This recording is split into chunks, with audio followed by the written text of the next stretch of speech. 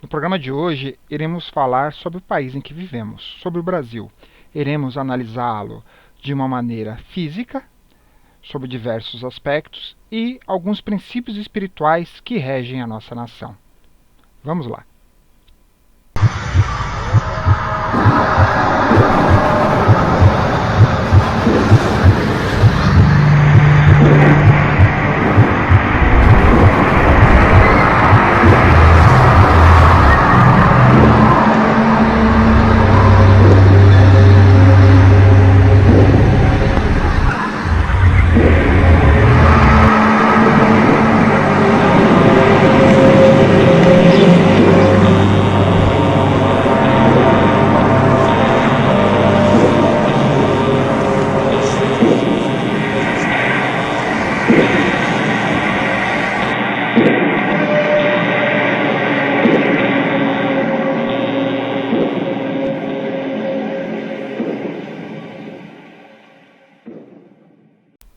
Brasil. Qual a verdadeira raiz de seus problemas e algumas possíveis soluções para essa grande doença da corrupção que assola todo o nosso país? Bom, primeiramente, iremos analisar o nosso país sobre o aspecto da idade, depois a sua extensão, a colonização, sua cultura, economia, tecnologia, política e o nosso povo. Sobre o aspecto da idade, é muito comum as pessoas falarem que grande parte do nosso problema se deve ao Brasil ser um país novo. Bem, eu fiz algumas pesquisas sobre alguns outros países que estão muito bem e que são até mais novos do que o nosso. Bom, se considerarmos que o Brasil passou a existir a partir de sua independência, o Brasil tem exatamente 202 anos. Os Estados Unidos, por outro lado, embora possa parecer um país muito mais velho, desde a sua independência, reconhecida em 3 de setembro de 1783, ele tem apenas 233 anos, o que está muito próximo do Brasil. Mas tudo bem, vamos falar de países que são mais novos e estão muito melhores do que o nosso. Por exemplo, a Nova Zelândia. A independência deles ocorreu em 1907. Então, ele tem atualmente 110 anos. O Canadá, a independência reconhecida pelo Estatuto de Westminster, que reconheceu também a independência da Austrália e alguns outros países, ocorreu necessariamente em 11 de dezembro de 1931, né? E o ato do Canadá em 17 de abril de 1982. Então, o Canadá ele tem essencialmente 86 anos como um país reconhecido. A Austrália, por sua vez, ela teve a independência do Reino Unido, né, segundo a sua Constituição, em 1901 e pelo Estatuto de Westminster em 1931. Mas o ato de adoção desse estatuto foi em 1942. Para quem não sabe, esse estatuto de Westminster foi um ato de reconhecimento do governo britânico de que suas colônias passariam ao status, né, de países independentes. Então a Austrália necessariamente possui apenas 78 anos de vida. Mas não vamos falar apenas de países de língua inglesa. Vamos falar também de alguns países, pelo menos 2 países aqui da América do Sul, que embora não sejam de língua inglesa, atualmente estão com uma economia muito mais forte do que a nossa e a qualidade de vida também é muito superior. Por exemplo, o Uruguai. A independência do Uruguai ocorreu em 27 de agosto de 1828. Já a sua Constituição é de 18 de julho de 1830. Consistentemente, o Uruguai tem apenas 189 anos. O Chile, outro vizinho nosso, teve a independência formalmente declarada em 12 de fevereiro de 1818. Então, ele tem 199 anos. Todos esses países são mais novos do que o nosso e possuem uma economia muito maior e uma qualidade de vida superior. Então, não podemos afirmar que o grande problema do Brasil se deve exatamente por sua pouca idade, porque tendemos a comparar com países da Europa. Mas podemos comparar com países não europeus, que são muito mais novos e estão passos à frente do Brasil. Podemos, então, analisar em termos de extensão de terra. Podemos falar, nossa, o Brasil é um país muito grande, por isso que existe uma dificuldade para poder gerenciar ele. A Rússia não serve muito de referência, porque em termos de corrupção, em termos de problema, ela é muito similar ao nosso país. Contudo, é o país com maior extensão em quilômetros quadrados do mundo. A Rússia possui exatamente 17 milhões e 98 mil quilômetros quadrados. Em segundo lugar está o Canadá, com 9 milhões 984 mil 670. A China aparece logo depois, com 9 milhões 596 mil. Depois os Estados Unidos em quarto, com 9 milhões 371 mil. E por fim o Brasil em quinto, com 8 milhões 515 mil. Atrás do Brasil temos a Austrália, que tem 7 milhões 692 mil. Então, o que isso quer dizer? Não podemos justificar que a extensão de terra do Brasil é o problema por estarmos passando por todos os nossos problemas, como corrupção, falta de educação, falta de religiosidade. Não digo assim de adotar uma só religião, mas de respeitar todas as religiões que existem. Né? Então, muitos dos nossos problemas que tendemos a justificar por problemas, fatos de idade ou relacionado à extensão, não se justificam. Podemos então analisar sobre um outro aspecto, a colonização. Tudo bem, devo reconhecer, os ingleses, né, eles colonizaram Estados Unidos, Canadá, Austrália, Nova Zelândia e são países excelentes. Mas será que se eles tivessem colonizado o Brasil, teria sido da forma como nós estamos, teria sido diferente? Não podemos afirmar.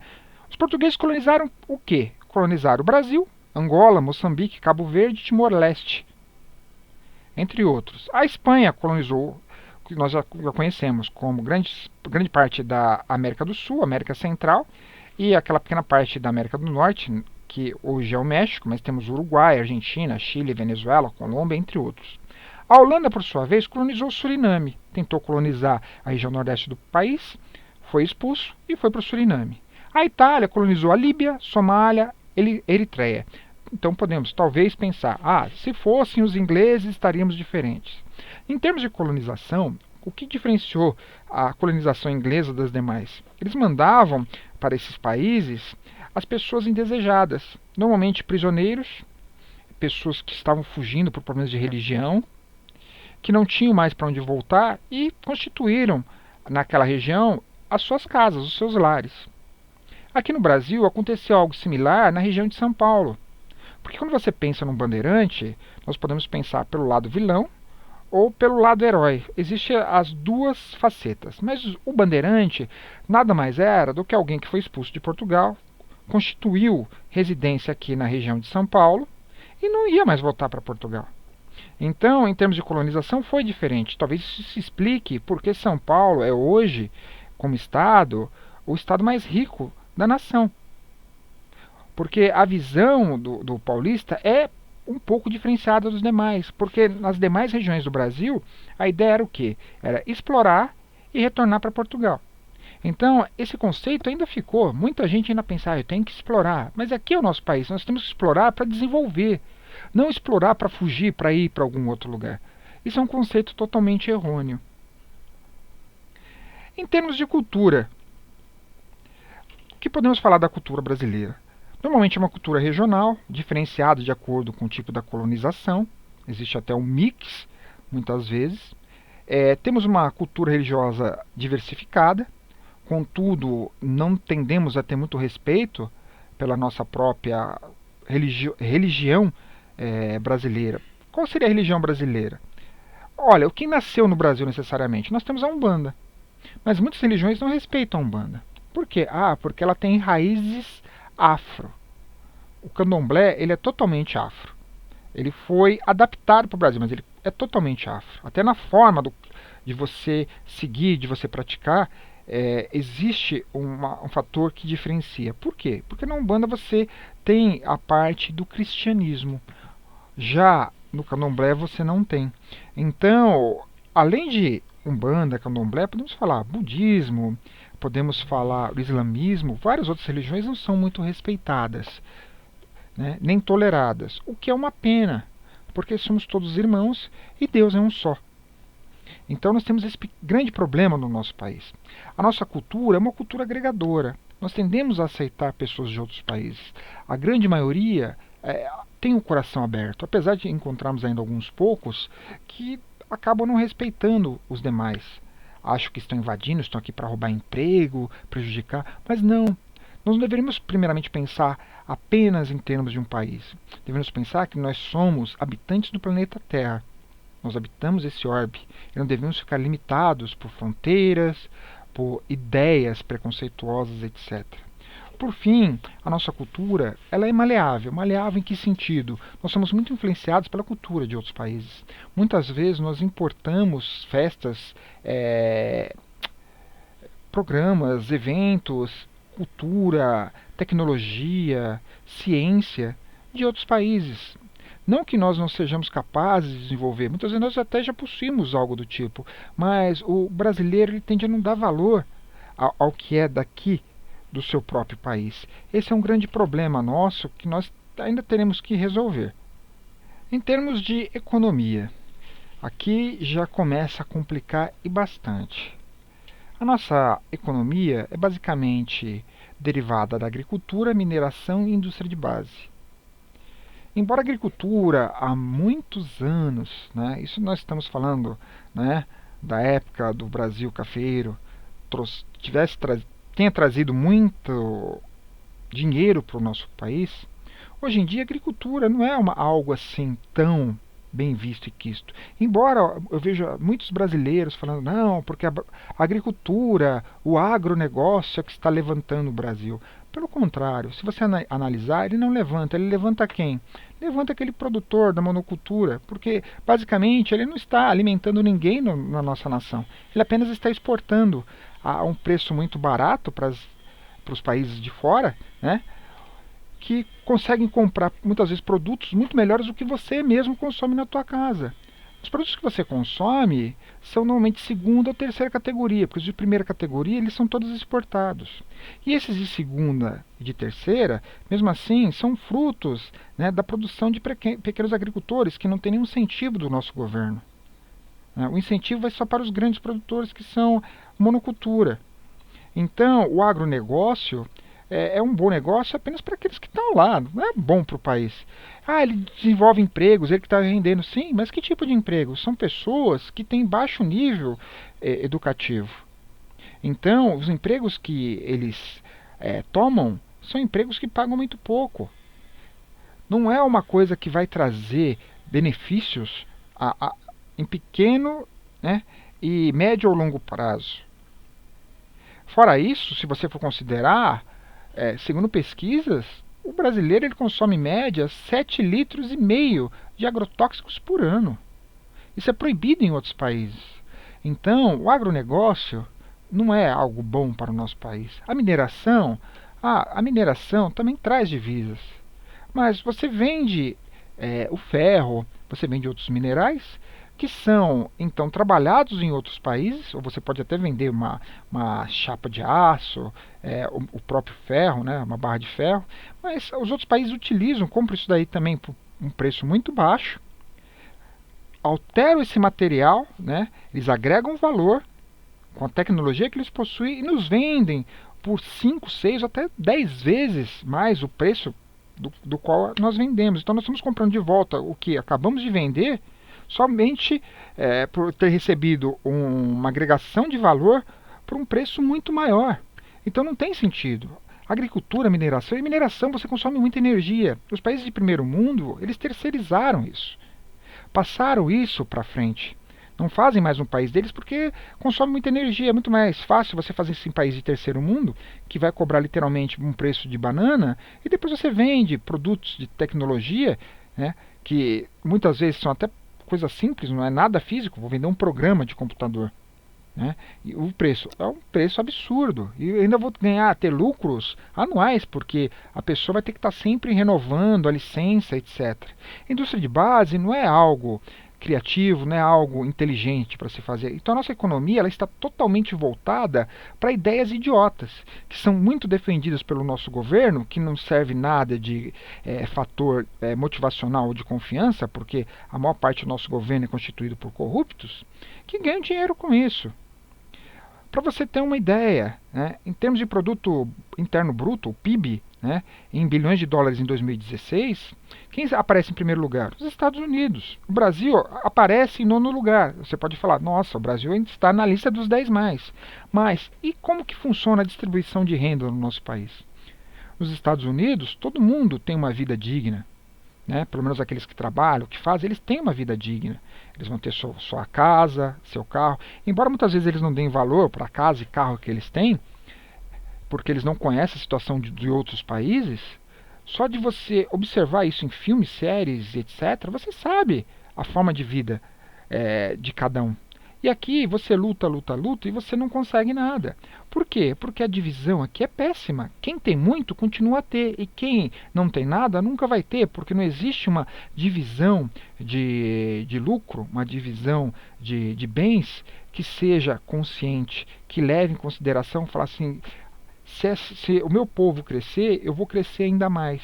Então, nós somos totalmente estúpidos. A economia para cá não funciona.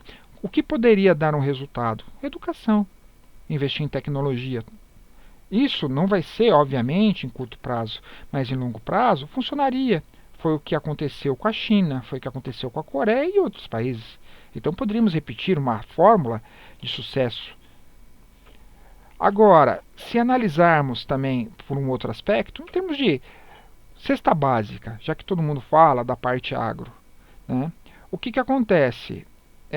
Somente vamos analisar a América Latina.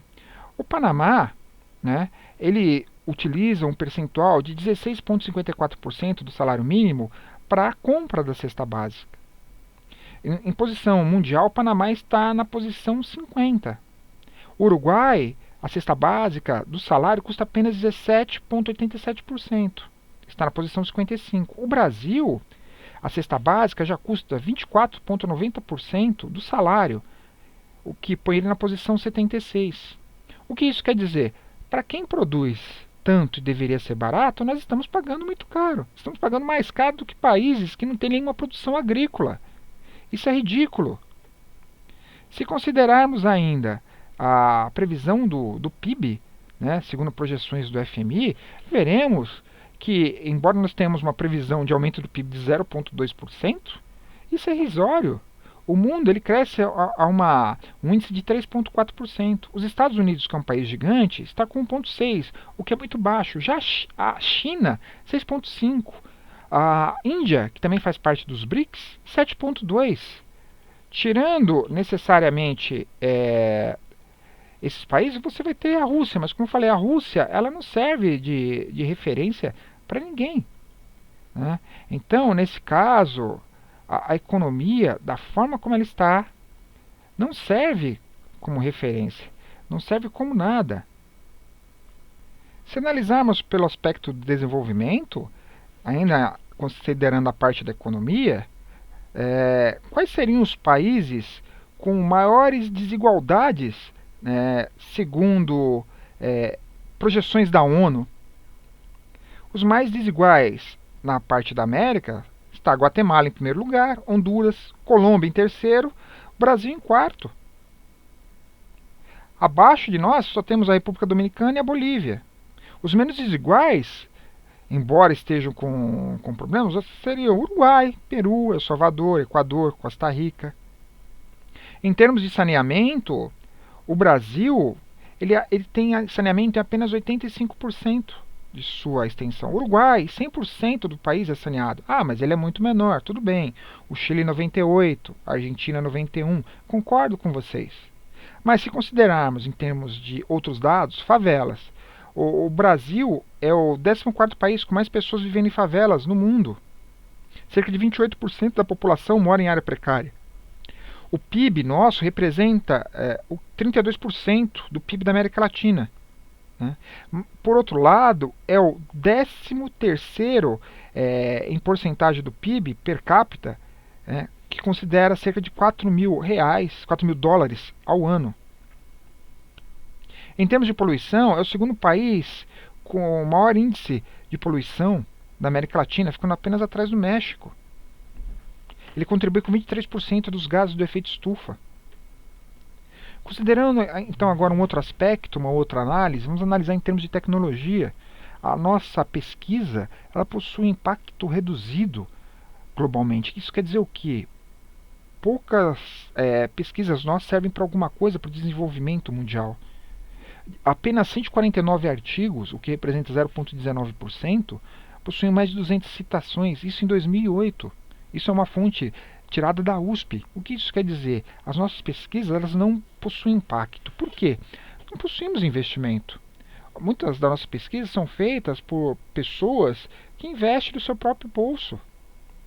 São poucas as que conseguem financiamento, até do próprio governo, com bolsa, ainda mais hoje em dia, para poder continuar estudando. Quais são as áreas de maior produção científica do Brasil? Normalmente medicina, ciências biológicas e agronomia.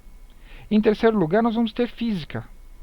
Já a China, o principal foco de pesquisa está nas engenharias, em física e astronomia e ciências de materiais. Então ele investe muito mais em tecnologia de impacto do que o Brasil. Tecnologia que vai influenciar outros países, que vai desenvolver muito a sua nação. Quais seriam então? Vamos analisar ainda sobre aspectos de invenções brasileiras. Temos o avião por Santos Dumont que não é reconhecido mundialmente, apenas no Brasil. O copo americano foi inventado no Brasil. Mais alguma coisa? Sim, temos o Bina, que foi inventado por um cientista brasileiro, mas ele não ganhou nada. Por que ele não ganhou nada? Porque para ele ganhar em cima da sua invenção, o Bina é a numeração que aparece no seu celular, no telefone, indicando quem está te ligando. Para ele ser reconhecido, primeiro ele tem que ser reconhecido no nosso país. Então o próprio governo brasileiro não reconhece a invenção deste inventor para que ele possa meter um processo nos outros países que utilizam a sua invenção e ganhar dinheiro em cima disso. Como pode uma coisa dessa? Você inventa algo e o seu próprio país não reconhece. Para quem acompanhou o Fantástico recentemente, saiu uma reportagem que para você conseguir uma patente leva mais de 11 anos. Uma patente, se em outros países leva 6 meses no máximo. Então muitas vezes você inventa, até você ser reconhecido, outro cara foi reconhecido mundialmente e passou na tua frente. Então, em termos de tecnologia, em termos de justiça, nós ficamos muito para trás. Temos outros problemas também. Problemas como violência, feminicídio. A taxa de homicídio anual do nosso país é muito elevada. Normalmente morre muito mais gente na rua por latrocínio e por outros motivos do que morrem pessoas em países como Irã, Iraque, por causa de terrorismo, por causa de diversos outros problemas. Então, quando passa na televisão relacionado a terrorismo em países da Europa, eles ficam assustados. Eu falo assim, ainda é muito mais seguro você viver num país desse do que viver no nosso. Só de sair na rua, às vezes em plena luz do dia, você já está correndo risco. Se não é a sua fé, o que pode acontecer, nós não sabemos. Né? E fé, graças a Deus, nós temos de muito. Em termos de política, nós tivemos diversos presidentes. Contudo, se formos analisar presidentes depois da época da ditadura, tivemos apenas 6 eleitos. Né? O José Sarney, na realidade, ele não foi eleito, né? Ele entrou em substituição. Já o Fernando Collor foi eleito, Itamar Franco entrou em substituição ao Fernando Collor, não pode ser considerado. Temos o Fernando Henrique Cardoso, o Lula e a Dilma. O Temer ele também não foi eleito. Então temos apenas 4 presidentes eleitos pelo povo. Só que se você pegar todos esses nossos presidentes, eu não preciso falar, né, sobre como está o nosso país. Por mais que muitos defendam, eu sou de direita, eu defendo o PSDB, eu sou de esquerda, eu defendo o PT. Todos eles são farinha do mesmo saco. Quem luta por um ou por outro está sendo levado como massa de manobra da mesma maneira. Vocês vão me perdoar, eu não posso analisar só de uma maneira espiritual, temos que analisar de uma maneira física. Por quê? Todos eles estão interessados apenas no próprio bolso. E todos eles uma hora estão de inimizade, outra hora já ficam amiguinhos de novo. Estão interessados apenas no seu próprio bolso, no seu próprio enriquecimento. Então não vale a pena brigar lutar, né, por causa disso. O nosso povo, por outro lado, vamos analisar. Nosso povo possui baixa educação, baixa qualificação. A produtividade do nosso povo também é muito baixa. Em relação ao americano, é 3 vezes menor. E por áreas, né, se nós formos separar por áreas, nós veremos que tem determinadas áreas que a produtividade ainda é muito inferior. Possuímos um preconceito disfarçado, né? Tendemos muitas vezes a dizer, não tenho preconceito, mas tem sim, as pessoas têm. Não estou dizendo que são todas, mas existe um preconceito disfarçado. Por quê? Porque para quem é negro, ele não frequenta muitas vezes a mesma escola, o mesmo restaurante, ou tem as mesmas opções, oportunidades que uma pessoa branca. Por quê? Somente pela cor. E também porque você mantém essas pessoas negras, muitas vezes, ocupando funções que nunca vão permitir que elas possam desfrutar de, é, de qualidades, né, de benefícios que as pessoas brancas podem. O nosso povo, por mais que fale, ele é corrupto. Não teria como um povo que fosse honesto ter um governo corrupto. Por quê? Porque ele não suportaria, ele brigaria, ele lutaria. Então, falar que o nosso povo é honesto não é, é um povo corrupto. Corrupto em quê? Se eu roubo uma folha de sulfite da empresa onde eu estou trabalhando, do local onde eu estou trabalhando para o meu uso, isso é corrupção. Se eu tenho internet ou televisão roubada, né, com gato por satélite, o que seja, isso é corrupção. A corrupção está em todos os meios. Se eu aceito um presentinho, sabendo que vou ter que dar um benefício para alguém no futuro, isso é corrupção. Fora isso, nosso povo é muito dogmático. Ele não para pensar, ele aceita o que é falado para ele. Em vez de questionar por que é assim, por que não posso mudar. Isso eu falo não só dogmático no sentido de religião, mas no sentido de aceitar o sistema, política, economia e não fazer nada. Nosso povo é muito passivo. Você pode falar com ele, tirar benefícios dele, ele vai abaixar a cabeça e vai ficar quieto. Existe um limite para a passividade. Ser passivo demais também já é estupidez, porque as pessoas passam a perna. Isso não é cristão, isso não é certo, isso deve ser modificado. Somos hipócritas, porque muitas vezes nós aceitamos quando falamos de nós mesmos. Nosso povo é assim. Não, não é, não aceito. Não estou te falando que não existe pessoas boas. Existe sim muitas pessoas boas, mas a maior parte do nosso povo é hipócrita, é manipulável. Então você tem que abrir os olhos, perceber e modificar. Isso é uma análise da parte física, mas o que pode mudar tudo isso é educação.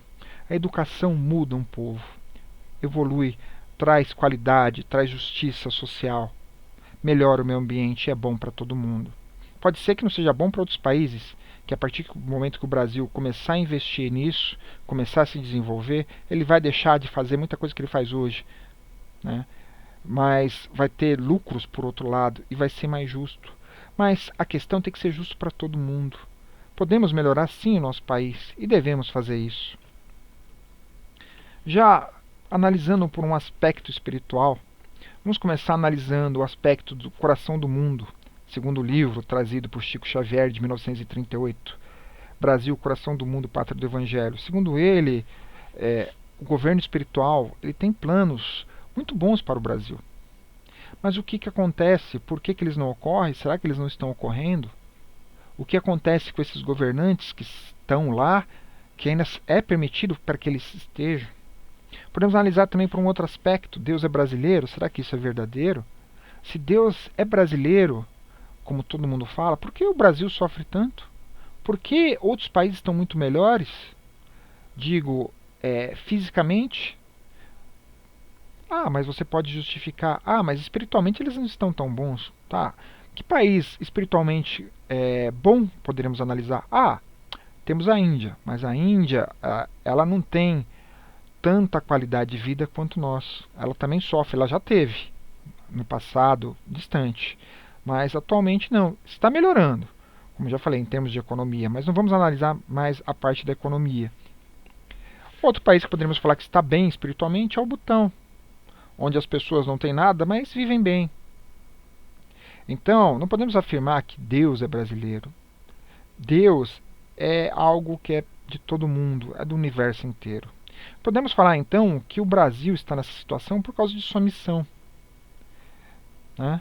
Ele tem uma missão de mostrar para o mundo uma outra forma de viver. Ou que estamos passando pela situação que nos encontramos no nosso país, porque eu estou aqui em missão para poder mostrar, para poder resolver algo. Isso é soberba, isso é hipocrisia. Todos têm missão. Você tem uma missão quando você encarnou, seu país tem outra missão, então não podemos justificar por esse meio. Podemos falar então que é um karma, estamos limpando o karma de vidas anteriores.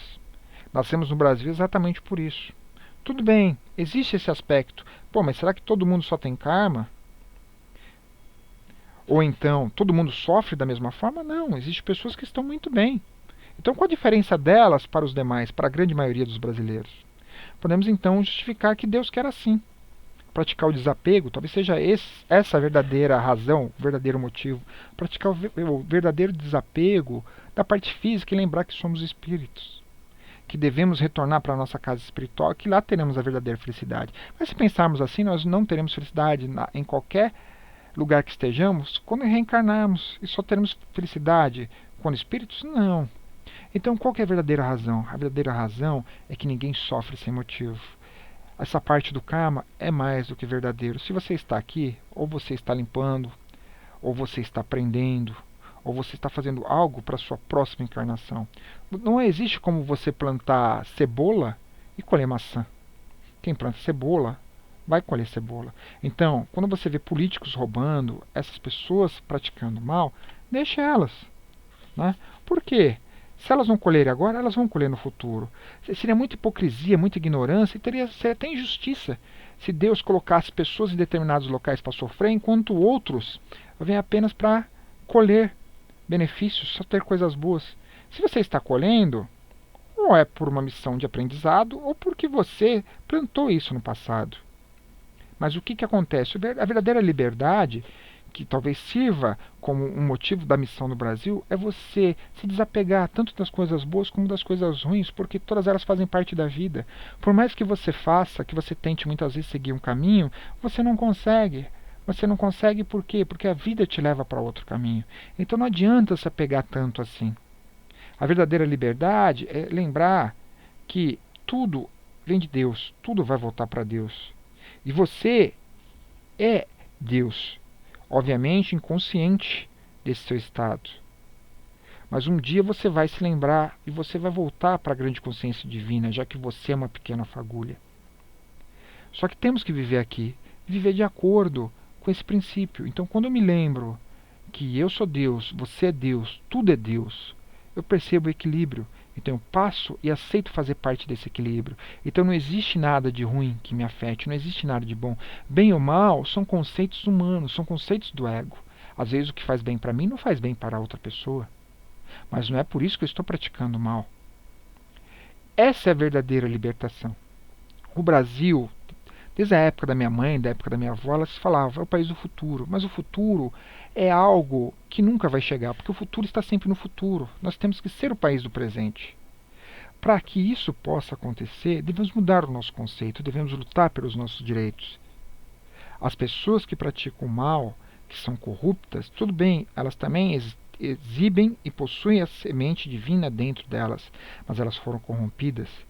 Elas não merecem o nosso respeito. O mal deve ser combatido. Se você só aceita baixa a sua cabeça, o Brasil não vai mudar, ele vai continuar dessa forma. Não espere que um espírito vá descer de onde ele está para poder mudar a situação aqui. Obviamente, se eles quiserem, eles conseguem, mas como que vai ser feito isso? Bom, me desculpe falar, para você mudar alguma coisa no nosso país, você vai ter que fazer uma limpeza, e uma limpeza das grandes. Porque não tem como você mudar a forma como está, com a egrégora já estabelecida, e você passar para algo que vai modificar. A partir do momento que você tem pessoas que estão ganhando muito, elas não vão querer que diminua o benefício que elas têm. Elas vão querer o quê? Sempre mais. E para você brigar com isso vai ser uma guerra. E numa guerra teria que ser uma guerra civil. E numa guerra civil, quem morre é a pessoa que tem menos. Pode-se sim haver uma mudança. E como poderia ser essa mudança? A mudança, na realidade, ela já está acontecendo. Estão surgindo espíritos mais conscientes para viver entre nós, que não aceitam mais viver nesse sistema. Por que eu devo manter esse sistema? Por que esse sistema é bom? Para você no futuro você ter uma aposentadoria e poder descansar. Aposentadoria? Será que vamos ter aposentadoria no nosso país mesmo? Eu duvido muito. Eu acredito que nesses pontos a situação vai piorar e vai piorar muito. Por quê? Porque para aquele que ainda está ligado no sistema, não quer se desapegar do sistema e morre de medo só de pensar nisso, ele vai sofrer muito. Mas para aqueles que já estão se desapegando ou já se desapegaram, não tem problema nenhum. Mas você pode justificar: eu estou passando fome, eu estou desempregado, eu não tenho como alimentar minha família. Mas quem alimentava a sua família era o seu emprego? Você tinha aquele emprego porque Deus assim permitiu. Você tem essa sua vida porque Deus assim permitiu. Se você tem mais ou se você tem menos, desde o berço, né, quando você nasceu, ou se você ganhou isso no futuro, é porque Deus assim permite. Então o seu patrão é Deus. O seu patrão não é aquela pessoa que você vê todo dia, que às vezes está de cara fechada para você. Você deve pensar dessa forma. Mas você fala isso porque você não precisa. Quem disse que eu não preciso? Eu também passei por sérios problemas antes dessa crise e durante essa crise. Eu fiquei 1 ano e meio parado. Graças a Deus, nesse outro evento, eu tive pessoas da minha família que me ajudaram e que, graças a Deus, agora estou podendo contribuir. Mas eu estou contribuindo não com emprego fixo, salário fixo. Eu ganho de acordo com o que eu produzo e, graças a Deus, está vindo. Deus está sendo bom comigo. Mas por que isso? Porque em todo esse tempo eu coloquei Deus como meu patrão e a razão e o motivo por estar passando tudo o que acontece na minha vida. Quando você aceita isso, eu não estou falando de uma maneira de você aceitar Deus como evangélico. Se você é evangélico, muito bem. Se você não é, também Deus é o mesmo para todas as religiões. Mas eu quero que você aceite Ele como princípio de tudo o que acontece na sua vida. Porque você contribui apenas com uma pequena parcela de energia. O resto é o universo, e o universo é Deus. Então, o que vai acontecer, você não sabe. Você pode plantar a sementinha, se ela vai crescer, se ela vai morrer, se ela vai virar uma árvore frondosa, você não sabe. Isso está além de você. Então, quando você aceita isso é libertador. Você passa a crescer, você passa a se desenvolver. Então o que eu quero que você entenda é que o Brasil ele vai continuar assim, ele vai piorar ainda mais. Mas se você se libertar, se desapegar, isso não vai te afetar. E outra, você vai crescer mesmo na crise. Nada vai te afetar, nada vai te derrubar. O Brasil pode ser que não se torne um país de primeiro mundo, se torne um país essencialmente grande, mas você deve lembrar que você não tem apenas uma vida. Então, hoje você é brasileiro, na próxima você pode nascer num país grande. Existem países que são grandes explorando os pequenos hoje em dia, mas essas pessoas muitas vezes desconhecem ou não se importam, mas pode ser que numa próxima encarnação, se todos nós, após a grande transição planetária, continuarmos encarnando aqui, tenham que encarnar justamente nos países onde eles criaram os problemas, onde eles exploraram, extorquiram. E você que sofreu aqui, venha nascer num país que eles construíram para ser maravilhoso. Então você não deve pensar apenas no presente, você deve pensar e plantar para o seu futuro. Não tenha raiva das outras pessoas que estão fazendo coisa errada e nem deseje estar fazendo o mesmo. Porque elas estão plantando, elas irão colher. Então, a sabedoria ela diz: ninguém sofre por acaso. Isso não impede que eu possa ajudar alguém que nasceu num país com menos possibilidade, que esteja sofrendo. Não, devemos sim ajudar o nosso semelhante. Agora, se você se sensibiliza, etc., tudo bem, faz parte, mas a verdadeira sabedoria é não se sensibilizar, porque cada um colhe aquilo que planta. Não existe nada de errado no universo, ele é perfeito. Então, se você tem problema, você vai sair dessa. Contribua, tente fazer um país melhor, faça o seu melhor, mas se não der, não for possível, não se apegue, não chore, não reclame por causa disso, porque não é a sua vontade que prevaleceu, a vontade de Deus. E os espíritos lá, eles evitam falar isso. Por quê? Porque exige uma certa dose de amadurecimento para que a pessoa possa entender. Então, muitas vezes ainda é melhor falar com aquele jeito maternalista, paternalista. Eu não puxo para esse lado. Desculpe, a minha doutrina, hoje em dia, é uma doutrina brahmanista. Eu cultuo, eu leio muito as doutrinas do Vedanta, do Bhagavad Gita e de outros livros da cultura indiana. Foi esses livros, essa cultura, esse entendimento que me levou a poder aceitar mais a vida como ela é. Exatamente por isso eu entendo que todas as religiões levam a Deus hoje em dia. Só que algumas elas trazem um pouco mais de informação do que outras. E eu tento passar isso para vocês. Espero que tenham gostado. Se tiverem alguma pergunta, fiquem à vontade. Namastê e muito obrigado. Até mais.